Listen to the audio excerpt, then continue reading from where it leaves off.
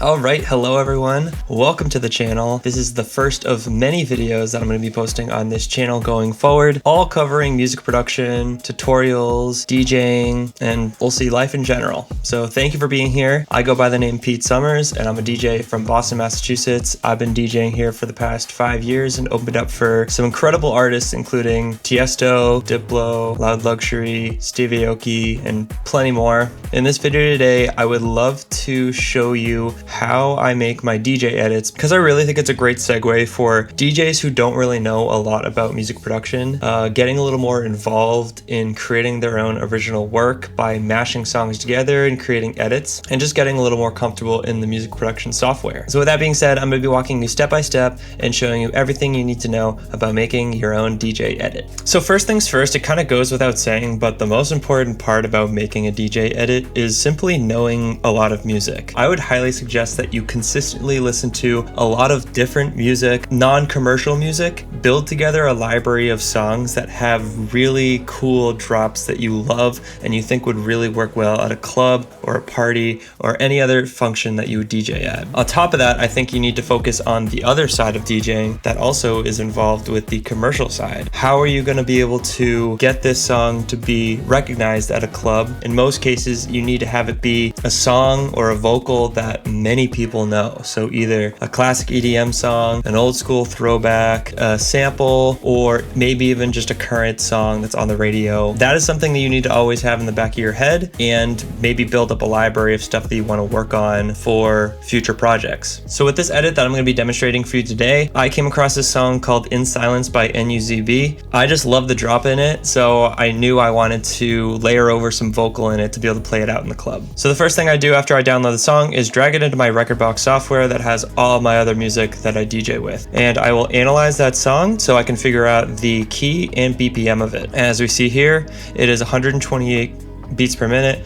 at A flat minor key. How I go about finding acapellas that are going to be compatible with this, I go all the way over to my collection, sort this collection, the key of A flat minor. I usually do 125 and then pick a range of plus or minus 5. So then I find a whole library of music that's already in my library to take inspiration from for how I think a good vocal could work for this. So after some searching, after trying some things out, I came across the song Move by Adam Port. So I will be using that for my edit. So now what we're gonna do after we downloaded those songs is we're gonna go to this site called lala.ai, which we use to be able to extract the vocals or the instrumental from the song. If it doesn't already exist on YouTube, luckily for the song Move by Adam Port, the acapella was available on YouTube and it was pretty solid quality, so we ended up using that. However, for our instrumental, we'll find it on our computer and bring it through this, which will give us a clean instrumental version of that song. Usually sometimes if the vocals are pretty clean and present, it does a really great job of extracting them. However, if they're a little more distorted or robotic sounding in the original song, sometimes it has some artifacts left around. So let's drag in our instrumental into Ableton as well as our acapella. Let's zoom into the front of the instrumental and just move this kick drum, chop off this area right here and just move this first kick to the very beginning of the song. And then we're gonna warp this to the original BPM that we saw in Record Box, which was 128. So we'll just type that in there. And now as we look forward on this, every single kick drum should be aligned with the grid on Ableton. And it's all looking good. Now we go to our acapella and we also just need to look up what the key and BPM of this is. So we type in Move Adam Port key BPM.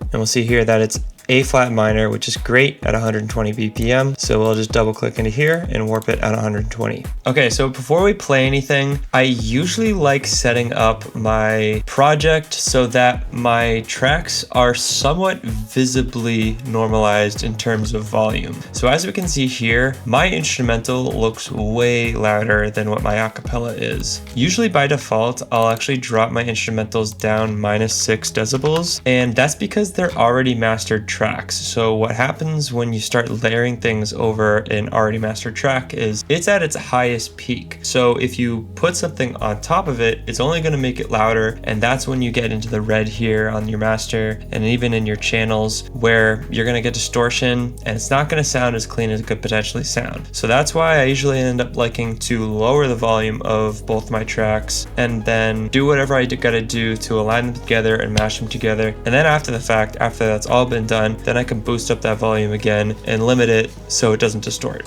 Now with this vocal, it actually looks fairly quiet. So I'm actually gonna do the opposite with a vocal and boost it up 6 decibels. So then we have somewhat similar of looking of waveforms for both files. Now it looks like our vocal's starting around here. So I'm just gonna chop off this section right here and just shift this very lazily to our beginning of the song. And let's just play it right off the bat. Here what we have.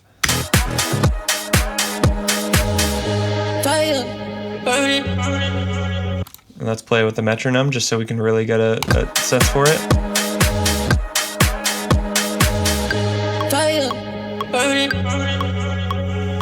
Okay, and I don't know about you, but that sounds like it's coming in late. This is when we can start zooming in a little more and shift this vocal to where it should be on grid. And now if we did this warp right with this song, we probably want to shift this vocal onto one of these grid marks like such. So 17, 17.2, 17.3, 17.4, or 18. In this case, I think we're just a hair off, so I think where we need to put it is right here on 17.2. And let's listen just for reference.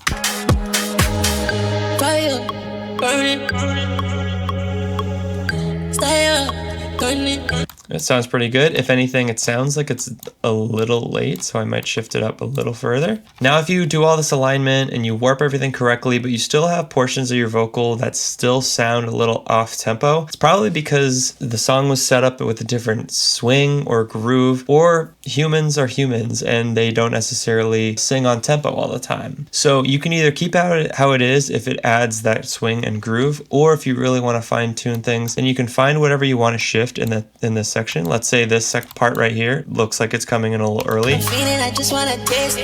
So let's say we want to get these on the grid a little more. We'll double click into this clip and we'll find where they take place by following this line here. And let's zoom in a little further. And I think we got it right here. So taste looks like it's coming in a little early. So we have these tiny little triangles that are taking place over the waveform right here. These are automated markers that are on the transients that Ableton basically analyzes for the transients of our vocal. Luckily, we have one already over taste. If not, you can just double click anywhere in the song and create a marker. So let's double click the triangle above our transient and taste. What we're going to be doing is we can just shift this marker over. But before we do that, I usually like to click the one on the right side as well as the one on the left side, just so we're not shifting the entire song while we're doing this. So let's zoom in a little further. If we shift this, we can see it change on the actual timeline. So then we have our transient of taste sitting right above 21.4, which will be aligned on grid a little bit better than what we have before.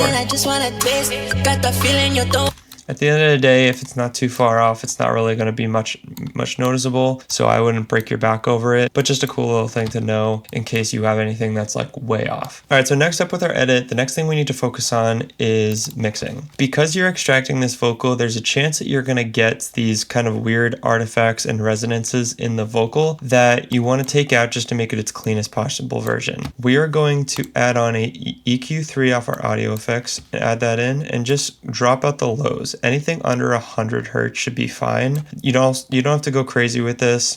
Just anything that really cuts out this bass section here that's not really needed in vocals. The next thing, we're actually going to drop in another EQ8. We're going to change all of these to the same little node right here. And then what you're also going to do with each node as well is turn the Q up to its highest amount. And this is going to allow you to create these notches in the EQ and sift through to find these resonances. So let's loop a portion of the vocal right here and solo it. The other thing I forgot to mention too is you turn on this headphone button right here.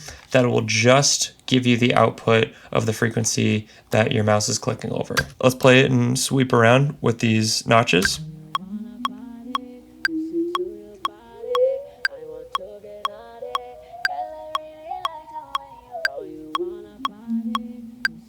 So we have somewhat of a resonance right there, so we'll just turn this down. It doesn't need to be crazy, just -4 or 5 dB. There's something coming out right there too. Usually, depending on how abrasive the resonance is, will depend on how much volume I take down on it.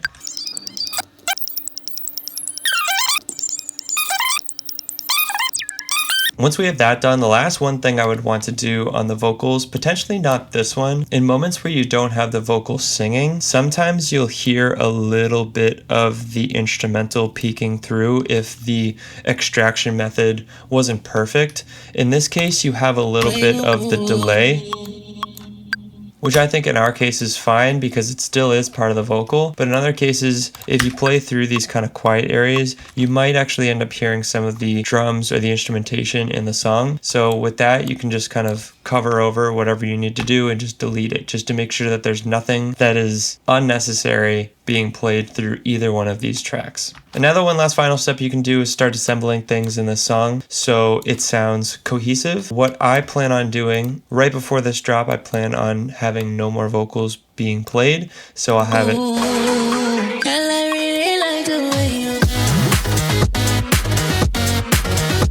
And then we'll kick back our vocals back here when it looks like we get back to the verse. If you wanted to add anything extra in the drop, what I'll probably do here, just very basically, is we can copy this little pre-drop vocal that we have here and place it here and here, which will play right on the 4th bar each time in the drop. So as you'll see here,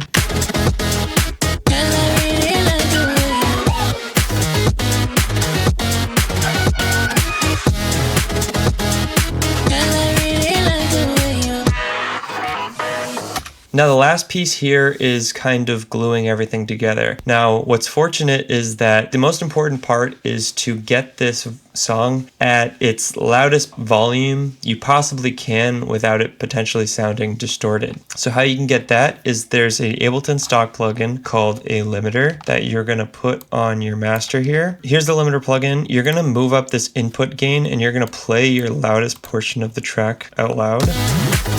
And you're going to go back to your limiter and you're just going to push this up until you start seeing input come out of this gain reduction.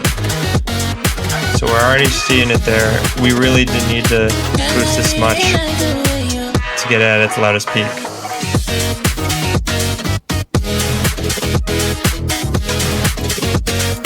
And that's pretty much all there is to making an edit. Obviously, you can get really more technical with it depending on how much you want to use the song for vocal chops and such in the drop, or anything else that you want to use to spice up the vocals. But that is your most basic way of making an edit mashup on Ableton.